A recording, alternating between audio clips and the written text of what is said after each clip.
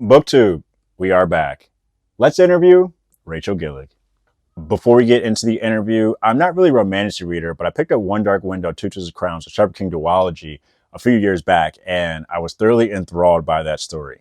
And then Rachel Gillig had the nerve to drop The Night and the Moth earlier this year, which is another 5 out of 5 star read, the first in a duology, and it just so happened to make my top 3 reads of 2025 so far. And we had the pleasure and privilege of interviewing Rachel Gillig on TikTok Live. We talked some advice for newer writers. We talked Shepherd King duology supremacy, and we also talk about the gargoyle and the night and the moth. I also want to thank Charlotte from Hachette because I didn't get a chance to thank her on TikTok Live for putting us in touch with Rachel Gillig and her team.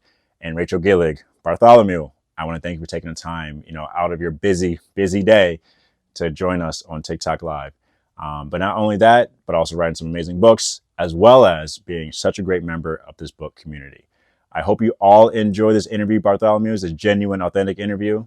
And as always, everyone, happy reading. A bio, and I like to kind of come with the bios of my own. So Rachel Gillig, aka Bartholomew, is the reason I have a newfound obsession for Gothic romantasy, which is wild. Again, I am not interested in romantasy until now. She's an amazing author of the Shepherd King duology and her just released The Night and the Moth. She's known for writing beautifully broken top tier characters, haunting worlds, and slow burn romances that hurt so good. Her stories have captivated and inspired millions of readers. I did look that up. Your Shepherd King duology has sold millions of copies across the world, and I'm happy to have her on this live. Rachel, welcome. Hello, that was a really good bio. I never know what to write for my own bios, and I actually didn't know about the million thing till kind of recently. Yeah, which is exciting. Yeah, that's super dope. And before we kind of get into questions, I always love to give authors their kudos, or give them their flowers and their praise. So for writing some incredible stories that constantly have us in a chokehold, like literally in a chokehold, wanting to know when's the next one, and sometimes having myself and others crashing out. I also want to thank you for being an active member on the Book Talk and Booksta community, more so Booksta. And I've seen you do some posts on Book Talk too as well. So I do. And I had a Book Talk account before I was even published because I get book recs here as well. So now I still have like my original account, which is private. It's like cats and books basically, because I always, now the fear is running, like I don't want to see any of my own stuff, even positively, but I liked, the blow up of Book Talk during the pandemic and getting a lot of book recommendations. So many people were just starting to really talk about books here in a way that I really enjoyed. So yeah, no, it's awesome. Speaking of that blowing up, and let's kind of dive into the questions here. So Shepherd King duology and now The Night and the Moth have been wildly successful. Were you at all surprised by the reception they have received? Yeah. Yes. Mainly because I didn't have any lofty expectations. When I started, I didn't have social media platforms, so to speak. Like I had a little author account, and I don't know, I did some self-promo, but I had, a very small number of people. I had actually looked back at my original One Dark Window pre-orders for when I debuted, and it's so little and like so sweet, but it's very nostalgic for me. But it was a bit of a slow burn hit, and the algorithm is a fickle, mistress. And so when it started blowing up, I was surprised. And then particularly on Book Talk, I feel, because that is the space where a lot of books were being really discussed, maybe like 6 months after One Dark Window came out, it started really being discussed. And so by the time Two Twisted Crowns came out a full calendar year later is when it really started to hit. I hit the list and was very surprised about that. So no, I didn't expect it to be really much of anything, but I'm very happy it has. It doesn't feel real. I still feel like I'm that same person who's just like, I don't know what to expect from the book world, but here I am. So here you are. And I picked up that series, Shepherd King duology, in 2023, and Two Twisted Crowns actually made it in my top 10. So like that's super. So both books were out by the time you grabbed them. Yep. That's nice. You weren't. I always feel the worst for those like initial arc readers of One Dark Window. Yeah. They're like, it's a cliffhanger, and oh, it's not out for 6 months. Oh, and like the sequel isn't out for like those poor people are just like, oh, this lady's insane. Oh, Rachel, we're the poor people right now waiting on book 2. Oh, you know what? Fair, valid. Yeah. But I guess I just feel less sorry for people now because, like, if you don't know that I write terrible, cruel cliffhangers, then now you do. Yeah, and we'll get into a little bit of that later. But I want to go all the way back. Back. I always love origin stories, right? Yeah. And we have a lot of new writers here. In the next, few questions, we're going to talk about, writing. So, like I said, I always love origin stories. Can you tell us about the moment or experience where you're like, I want to be a writer? Yeah. I would say, also, I apologize because I'm never good at giving direct, succinct. I apologize because I'm never good at giving direct, succinct answers. I'm a bit of a yapper, but I would say for me, exactly. It was less of this is what I want to do, more as I don't want to do anything else. Being in school, I did high school to college. I did at least understand that my strengths and interests always lean towards liberal arts, creative arts. I was originally an art history major, and then I studied lit. So in that sense, like, I knew I liked it. But then, what do you know when you're young? Really very, very little. So I just was like everyone else in a lot of ways, in that I had odd jobs, other jobs, thought about the idea of a career. Nothing really felt normal or like where I wanted to be, except the hobby of writing when I would get home. And I've been writing for fun. I have as I like to call, a graveyard of manuscripts from when I was a teenager up until now, many of which are not finished, many of which are just experimental or derivative, or I was really into Game of Thrones when the show started. I read all the books when that were out at the time when the show was on. So like some of my college writings are very like derivative of Game of Thrones, but it was just experimental. And I just think of all the things that life kind of, I don't want to say life beat out of me, but you mature, you just discover your taste, your interest. Writing never went away. So I think from that, I always knew I wanted to keep going. But when it came to traditionally publishing and making it my career, that was something I kind of just did in a transition period of my life. I was a teacher before I was this. I was in secondary education for a while, but for the most part, I was a preschool teacher. So I love working with kids, but I was tired, and what my capacity of it was very like a younger, more energetic person's job, and I don't have a lot of energy across the board. So I think when I had moved and I was deciding, well, what do I want to do next? And I have these stories I like writing. I knew enough about traditional publishing, meaning I wanted to query and find an agent, a literary agent, and go from there. So I just did a lot of research. I was lucky in that even though I didn't have a social media like presence at the time, like there were a lot of resources. Like Twitter was a different beast than what it is now, and so actually, yeah, I know, no. But at the time, a lot of industry people were using it more often, like agents. This is what I'm looking for, acquiring at it. Like, so I did a lot of research, and I wrote One Dark Window in 2018. I got my agent 2019. Pandemic happened, and then I got the book deal at the very end around Christmas 2020. And then they pushed the date back a little bit because they wanted it to be like a spooky read. So it came out in 2022. So it 4 years from writing it to it being in the hands of readers. But that was okay. Yeah. And I think the reason why Two Twisted Crowns remains, in my opinion, my best work is because I had a lot of those chunk of years to like think about it. Yeah. Think about like One Dark Window existed, but this is what I want the sequel to be. So I had a lot of time. Then time was nothing but a gift. So yeah.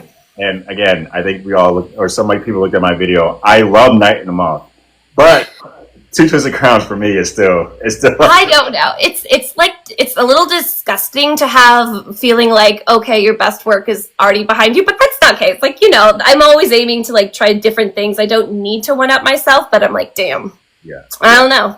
Yeah, maybe never. That was good. And then we'll talk more about that later. But looking back, like, what advice would you give your younger self when you first started taking, writing seriously? Yeah. Beyond what I said, of which is like, time is a gift. Perfection is a myth. Also,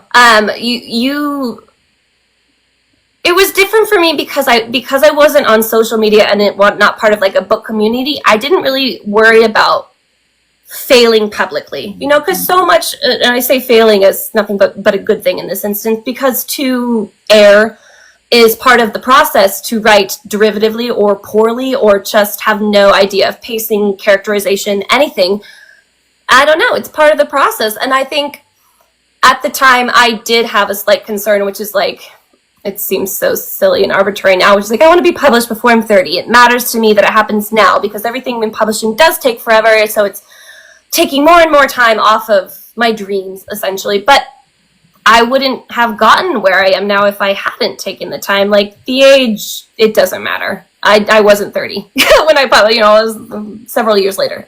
It didn't make a whit of difference. So the advice would be just to take time and read a lot. Read outside of your genre, read inside of your genre, have a idea of comparative titles.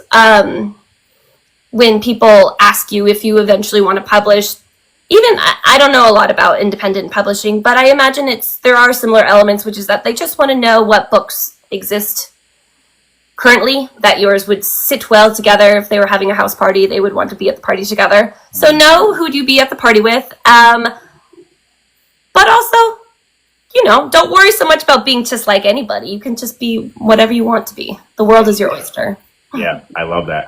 And somebody has to get it tatted. Time is a gift. Perfection is a myth. What a that can apply to a lot of things.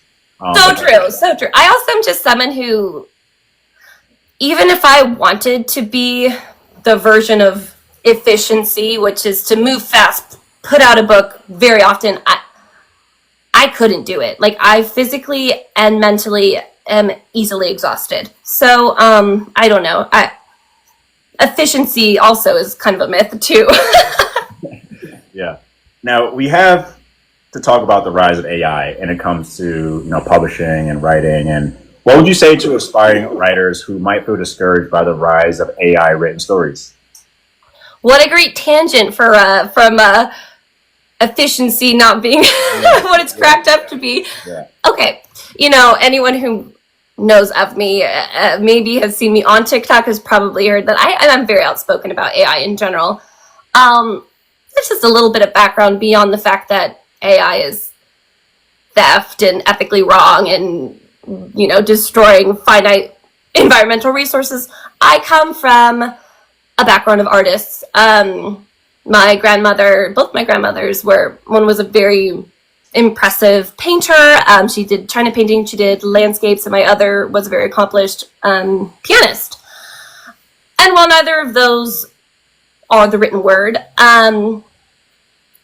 practicing both of those with them as a young person, just going through the trial, the error, it builds not only a sense of accomplishment, it builds a resilience, it builds a tolerance for discomfort in being bad at something.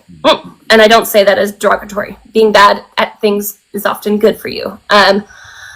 So when I see things like AI writing or AI art, beyond the immediate feeling like that's grotesque, I feel that it has a massive cost to the user of it as well. Like, you're going for efficiency because you want to avoid the discomfort of being bad at something. Perhaps you think in an economy that values consumerism and producing as much as possible, you think, hey, maybe I've cut the line. You haven't. You are everyone else is working muscles that you are choosing to atrophy.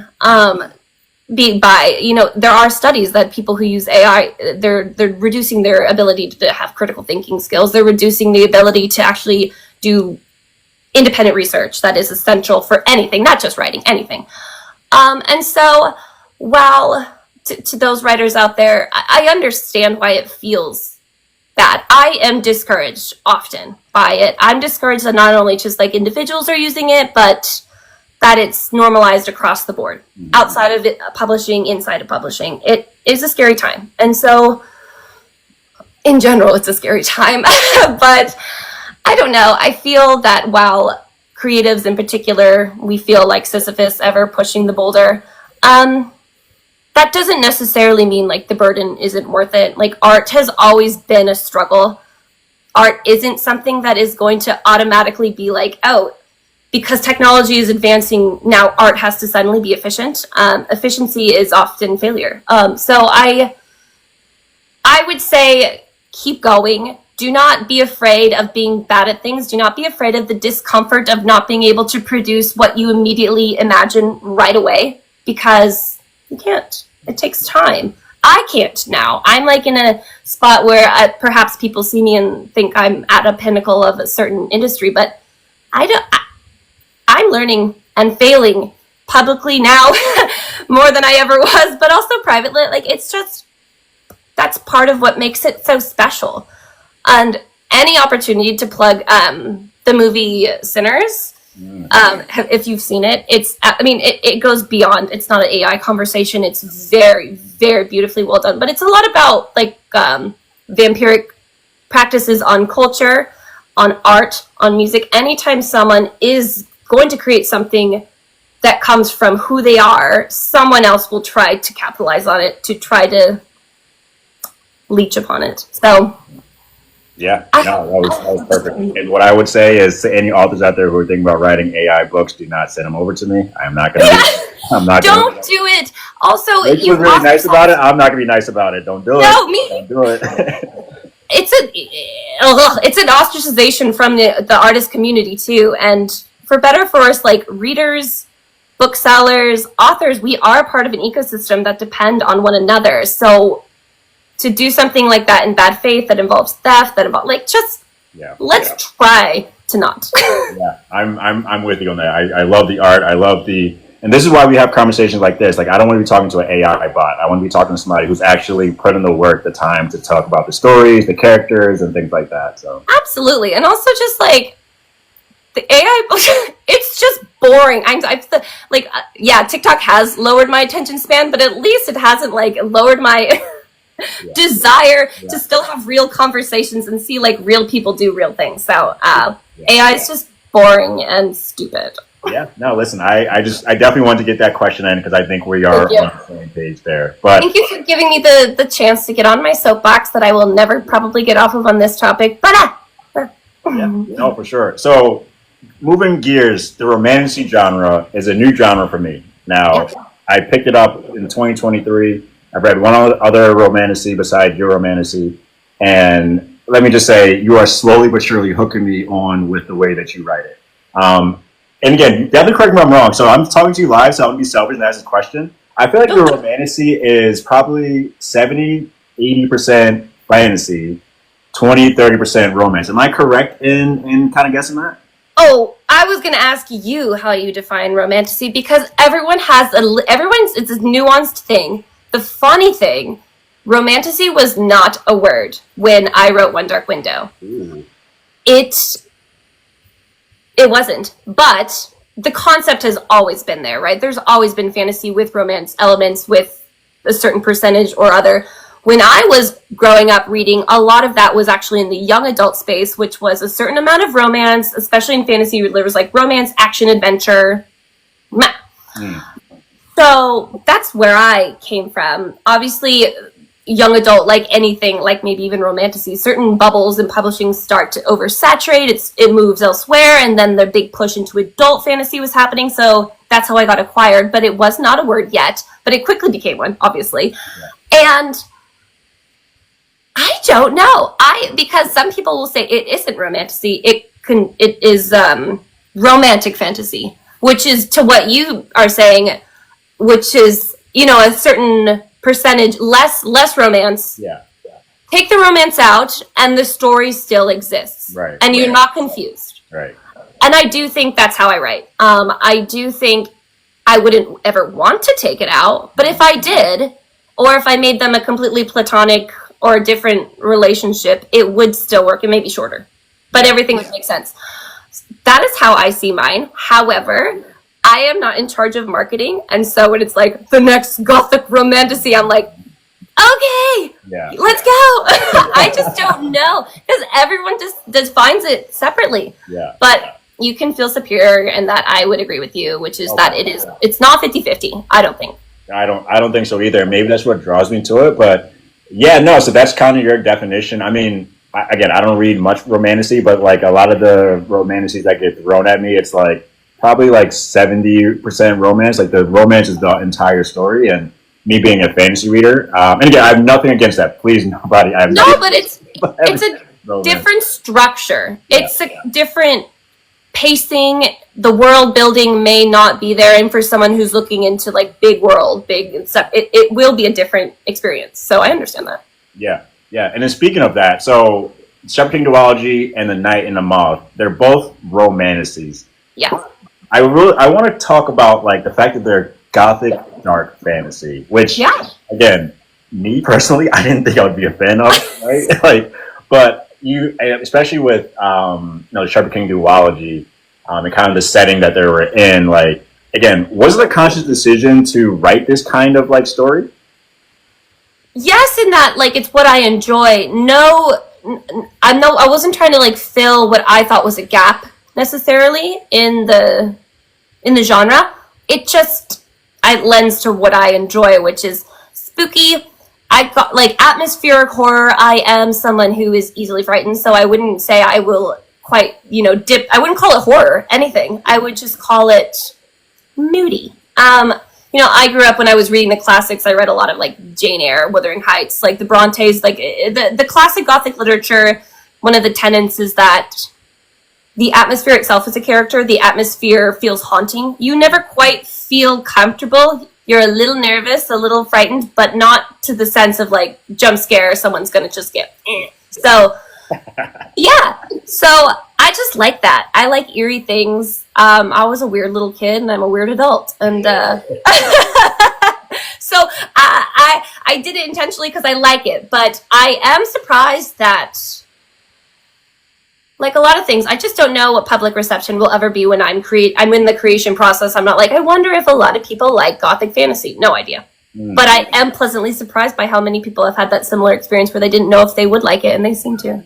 Yeah, like even looking at the cover of the two, One Dark Window, Two Crowns, I'm like, yeah. But then you pick it up and you get through it, and you're like, wait a minute, yeah. Those I've been really blessed with my covers. They're all very like evocative and very like tonally appropriate. So yeah. And then speaking of Shepherd King Duology, like I said, that was my introduction to you in 2023. I read. So backstory: I was actually in a reading slump, and when I'm in a reading slump, I never try to pick up anything new. But I'm like, you know what? Let me try to pick up this new genre, this new book, this new author. Brave of you. Yeah, I don't recommend it to people, but I did. And One Dark Window got me out of reading slump, and I'm like, I immediately got to read Two Twisted Crowns. So that was my introduction to you. What really drew me into kind of this story, and I love reading fantasy, and fantasy is like my number one genre, but it's your intriguing, yet like intriguing magical systems, but they're intriguing, but they're still like simple, right? Like it's easy to understand. So like the Providence cards in Shepherd King Duology, like super simple, but really intriguing, right? In terms of how they come about. There's no spoilers, so I'm not going to spoil in terms of it, just in case people haven't read it. But how do you come up with like your magical systems in terms of that there? Yeah. Also, you're good at that because I tend to spoil my own stuff all the time on accident, but I will also try not to. Yes, this won't spoil anything. I'm a very visual person, and so as an avid fantasy reader, sometimes I am confused, and I don't like that sensation. And especially when magic, because it could be whatever you want it to be, sometimes it feels a little too abstract for me, just the way my brain works, to be like, I want to understand the rules. When I was creating my own, a tangible magic system was very easy for me to do that. So deck of cards, they can each touch them, they each have distinct things. But I also tried to, at least in the Shepherd King duology, juxtapose that between like a magic system that had a ton of rules versus like the infection that some of them get in the Mist that doesn't. So I did try to do both. But I don't know, maybe it'll be a theme in all my books, but I do like tangible magic. I like magical objects. It's so funny too, because now with the success of the books, I am asked probably the most about the magic system, which I consider very flattering. Wouldn't have expected it when I was writing it. But now everyone's like, and then the deck of cards, like, oh, you're so smart to make something that has such like great merchandising properties. And I'm just like, I just am too dumb to figure anything else out. Like, I needed a hard magic system. So I don't know. I do take it as a compliment though. And I had a fun time writing it. When I was drafting, I think I wrote myself like the old Book of Alders, which is the text in the Shepherd King duology. And I wrote out the poems and what each card did, so that by the time I'm in drafting, I know what's going on. So yeah. Yeah. No, it's good. And it's also refreshing, obviously, because you're a fantasy reader coming from these complex, super complex magical systems that you have to flip back a couple pages to make sure you understand. To come into something like that is super refreshing. And like, again, you're not just beating your head and then like saying like, oh wait, what does this do again? Like, what happened here? Like, you're actually like kind of reading along with it and understanding from there. And that was for me, and then we'll get to Night of Moth later, but for me, like super fun. And even just the like hand out with the magic, I just want to know. I want to know what she's thinking about, what she's doing, like, you know, so. Yeah. No, for sure. I need rules. For sure. So your books have some top tier characters. Top tier characters who have some very, very interesting relationships, challenging relationships. So let's talk about the Shepherd King duology first, and let's kind of talk about some of your characters high level. But if you can talk about what is the most challenging relationship that you wrote in the duology. I was like, I don't know what that is, but I like it. Yeah, the most challenging relationship you wrote in the Shepherd King duology, and why? I don't know. It's hard for me to remember what gave me really bad aches and pains when it comes to characterization in that one, because I did write it a while ago. I would say, though, the one that I tried to be the most nuanced with was Elspeth in the Nightmare. Mainly now, I'm glad I did, because I was thinking he's the love interest, and I'm like, no! What? Dad!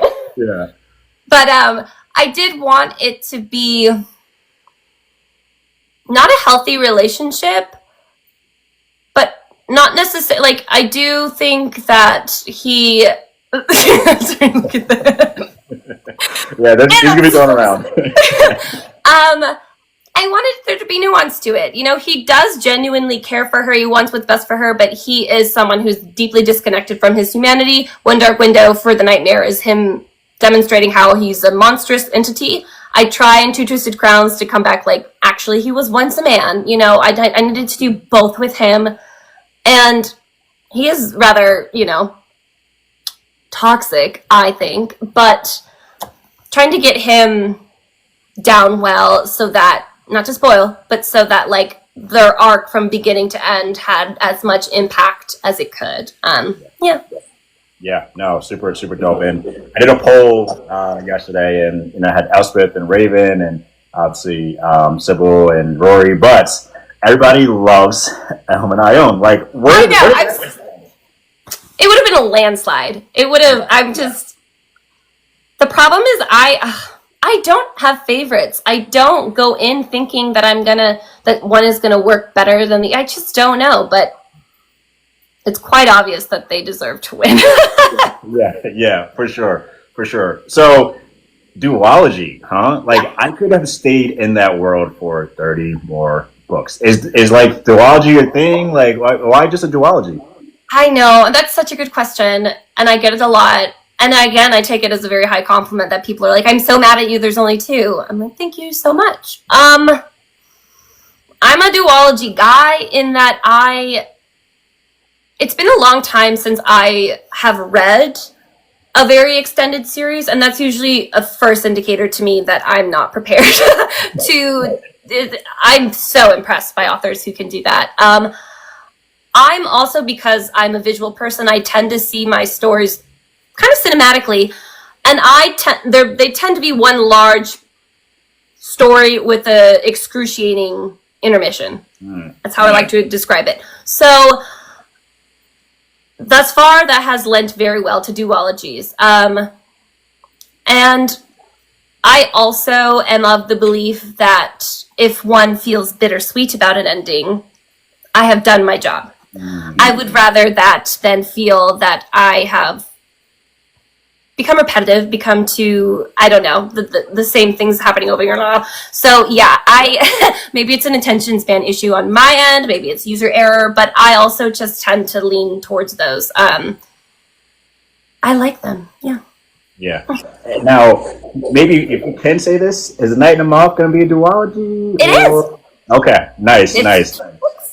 Nice. And now, going on to The Night and the Moth, the newest release, what did you find different or challenging with writing The Night and the Moth compared to, the Shepherd King duology? A lot. I struggled big time. First and foremost, beyond the mental struggle of writing another book after the duology, I'll get to that. But I also knew I didn't want such a cloistered world. The Shepherd King duology is extremely insular because of the mist. I don't explain much of anything. Why am I wearing it? Anyway. So I'm like, I have to build out the world. And I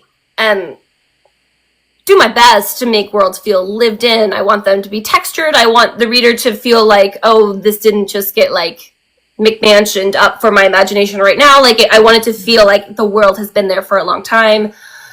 Anyway, so that took a lot more planning.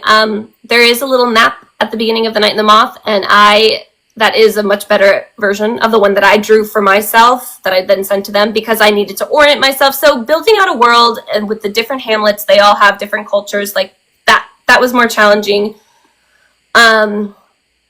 I tried to do that with at least the magic system in the Shepherd King duology, and I wanted to now do it with the world for The Night and the Moth and make a more simple magic system, which again is more tangible objects. Me.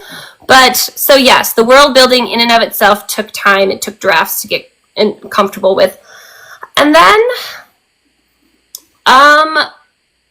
writing has become very different now that it is my full-time job, but also now that I am champagne problems, but I have an idea of what success can look like. And so I have to have that real conversation with myself, which is like, okay, are you going to now compete against yourself? Are you going to get really upset if this duology isn't as beloved as the first one? Are you going to be upset if it's more loved?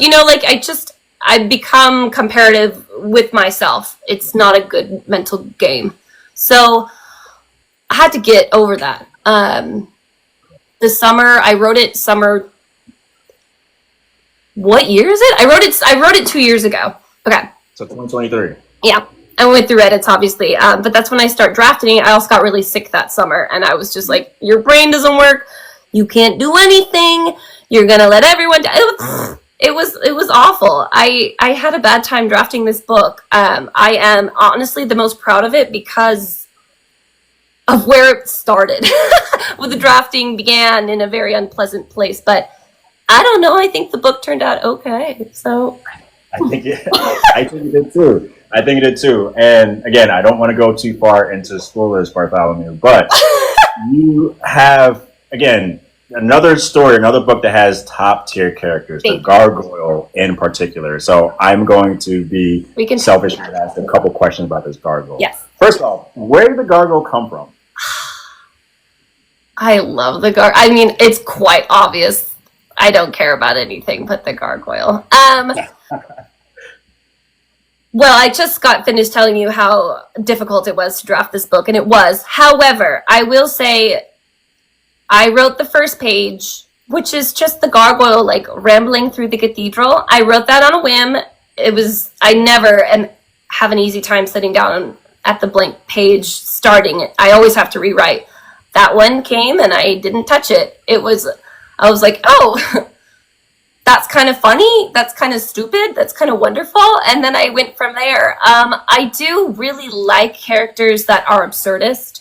There's so much freedom when you write someone who doesn't care about how they are to other people, how they are in the quest. Like he's very hindering to a lot of the process, but also like there's just a lot of fun. I felt no constraints with him. The saying the idioms backwards, calling everyone Bartholomew. I think I'm kind of like that. So that's where the humor comes from, because I'm telling you right now, like I was like reading this on an airplane and I was literally laughing, like the idioms backwards like had me laughing out loud. People are like, "What are you laughing at?" Like, and it's so stupid too. That's why it's funny. Like I tend to find those sort of things really funny.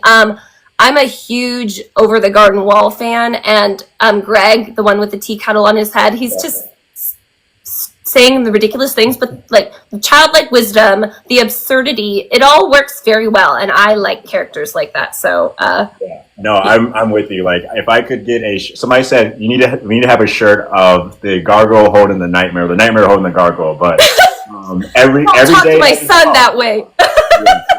every day has his dog. Every day has his dog. Yes, I know. It's so crazy, so crazy. So what do you hope readers take away from The Night and the Moth?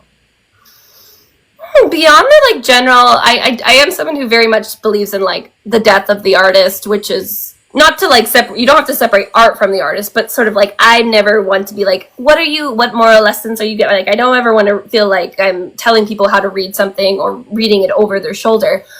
But beyond the like, I want them to have a nice time, to go on a quest, to experience a bizarre fragment of my imagination.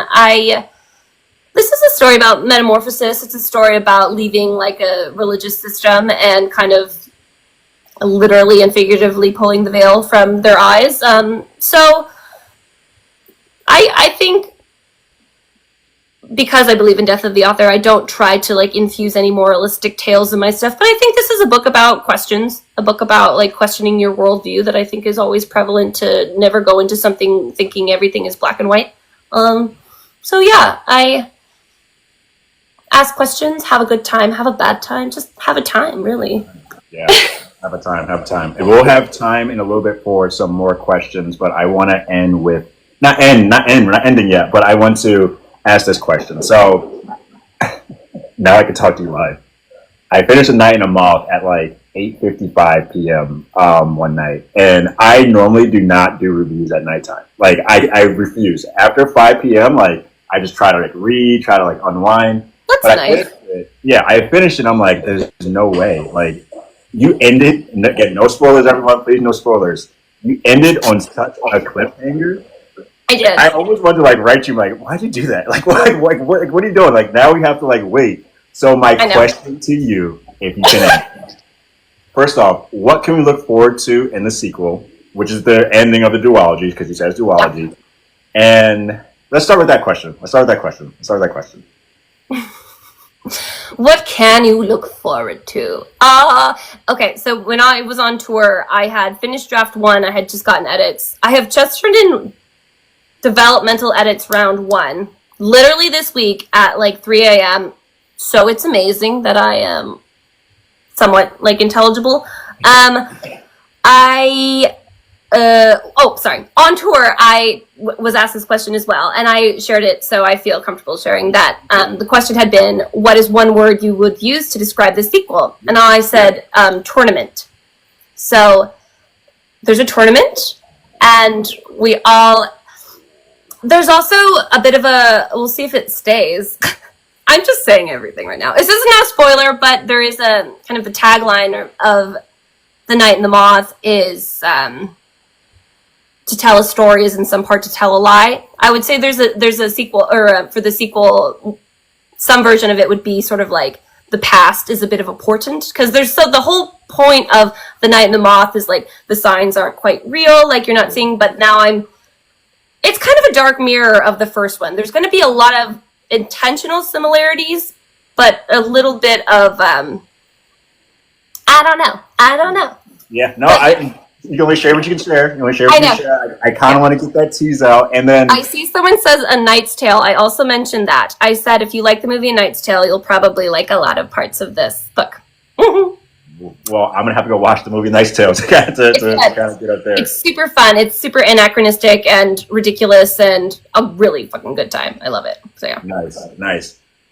So, any potential dates you can share or process of the second, like anything you can share there? When can I get my hands on it? What can I tell you? I do know, we haven't shared the date yet, but I do know what it is.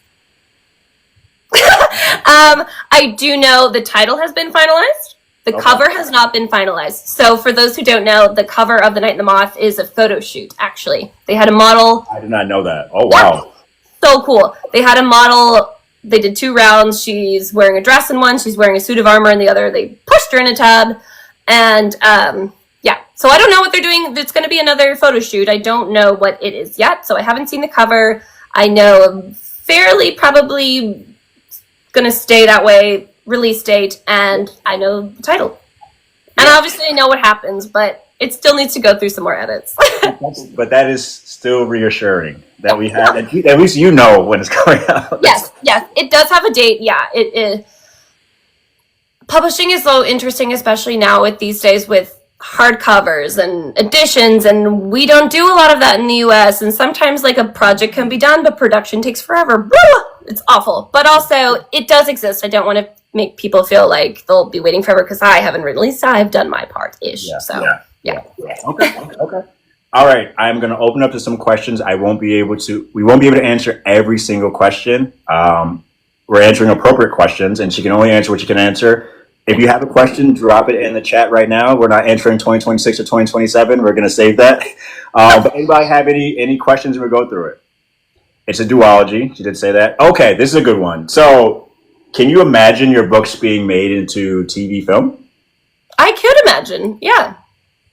Oh, that face. That face. That's what my face looks like.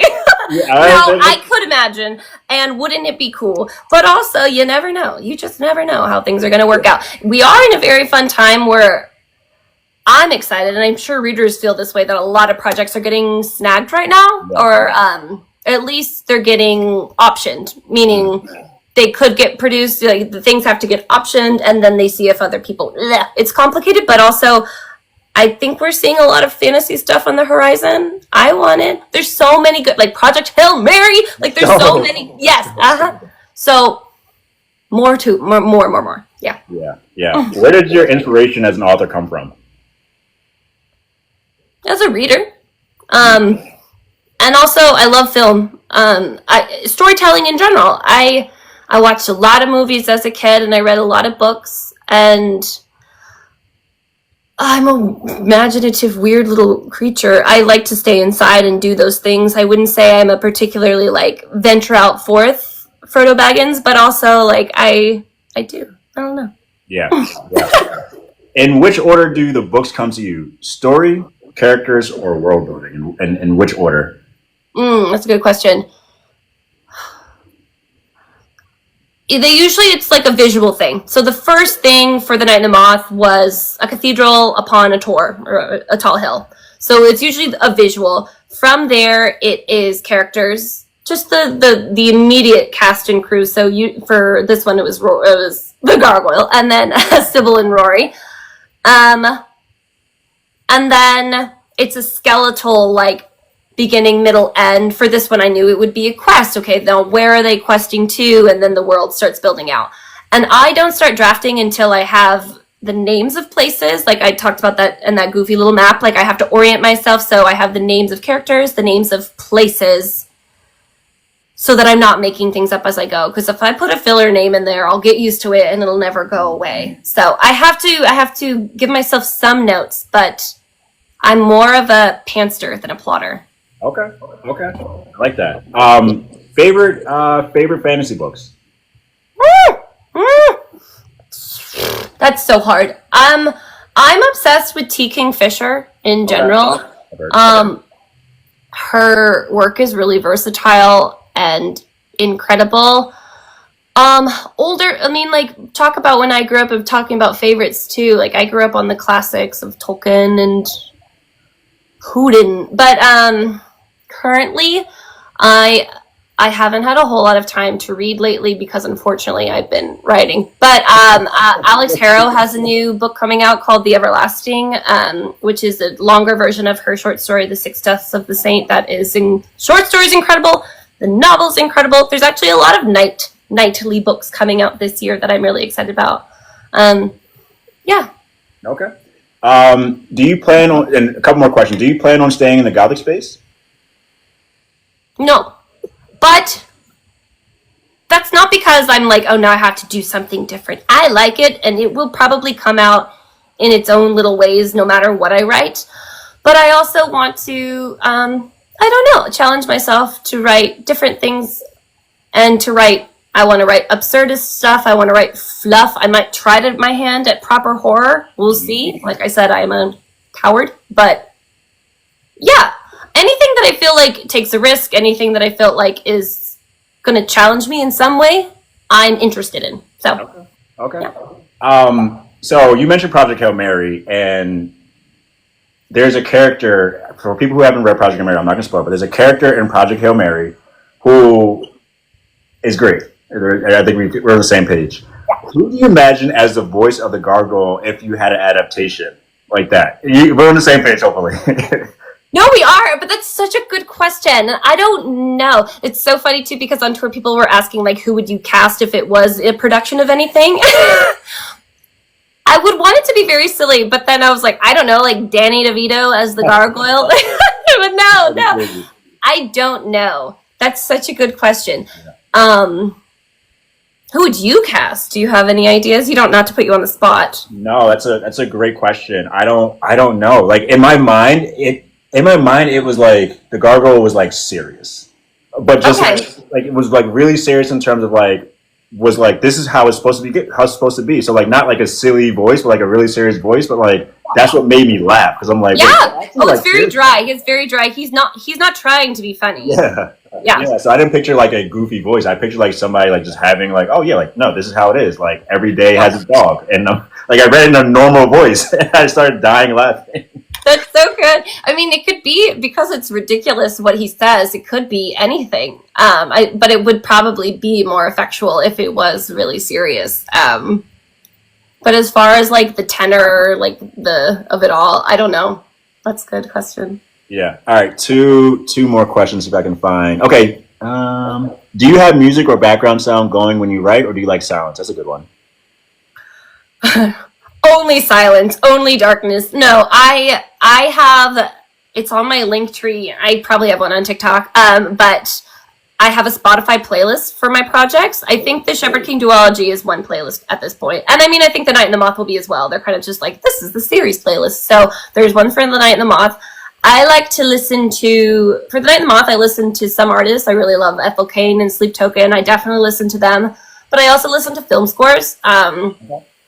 Game of Thrones season 6 particularly is a very good, they're very intense and they're really good for fantasy writing for me. So like atmospheric film scores, not like Pixar movies or anything, you know, like serious. But yes, I like music a lot. I listen to music.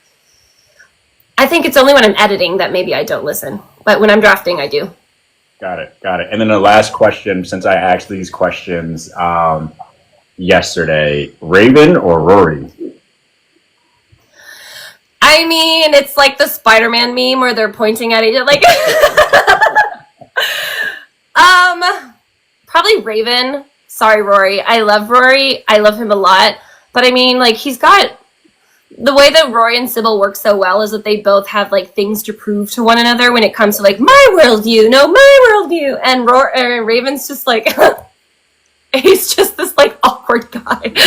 He's like never had a girlfriend. They're like, you should pretend to court her and like, you know, get stuff done. And he's like, ugh. Like, I don't know. I think Raven. I like Raven. Yeah. Sorry, Rory. Yeah. Sorry, Rory. I'm a Raven fan too as well. Cool. Yeah. So thank you, audience, for your questions. I have a few more fun questions. I like to end my segments with just some fun, questions. It's not going to be anything too earth shattering, but If you weren't a writer, Rachel, and not a teacher, as I say teacher, but if you weren't a writer, what would you be doing? You said I can't say teacher because I've already done that. Okay. Yeah.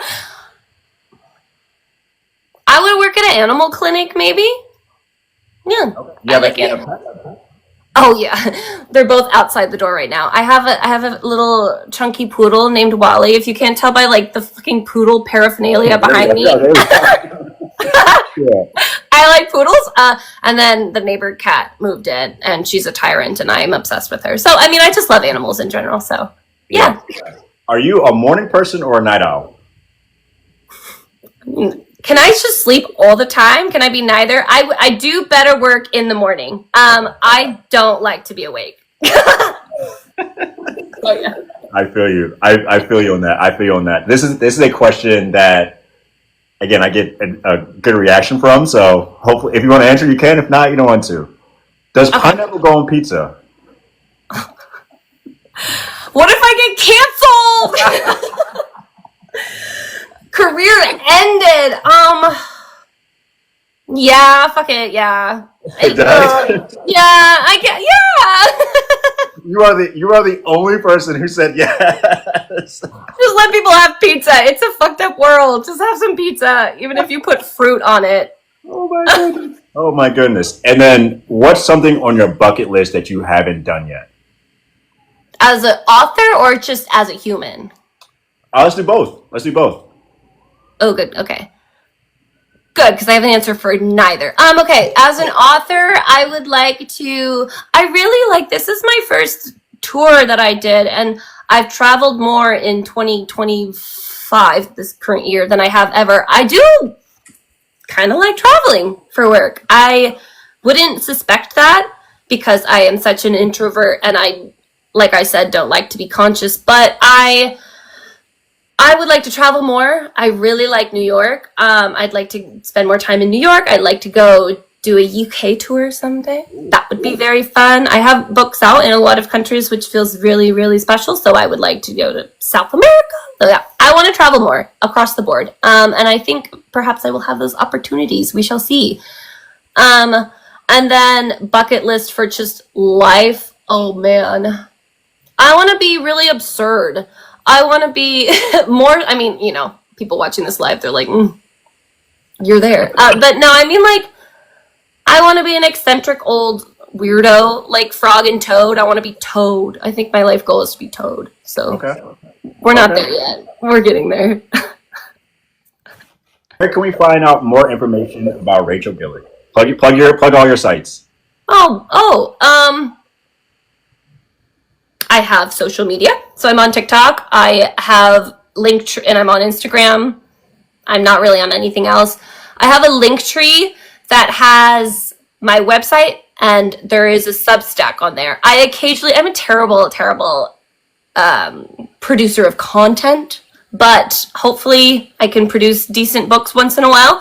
But I do think perhaps if social media ever goes away, or if I decide to spend less time on it, I will always use my Substack. So that's a great way to stay. And I try to post when I do events on those things. And yeah, I'm just puttering around my small slice of the internet every once in a while. So. Yeah. No, awesome.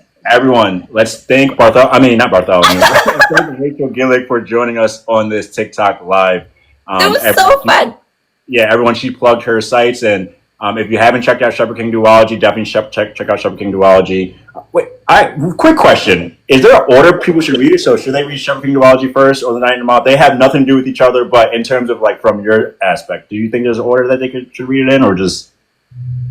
Selfishly, I want them to read One Dark Window first because it's my debut, and I ideally get better with time. And then I don't know. I don't see myself clearly. I don't know if you'd read The Night in the Moth and you went back to read One Dark Window and you'd be like, oh. But I should start at the beginning. I only have 3 books. Yeah. But yes, you are right in that you don't need to have any awareness of the 2 separate like series for either to make sense. They exist separately. Yeah. Yeah, cool. All right, everyone. Let's thank Rachel for her time. Thank you. You have very good questions. Yeah, I appreciate you joining. And to all the Bartholomews out there, thank you. I hope you all have a safe weekend, have a safe night, and happy reading.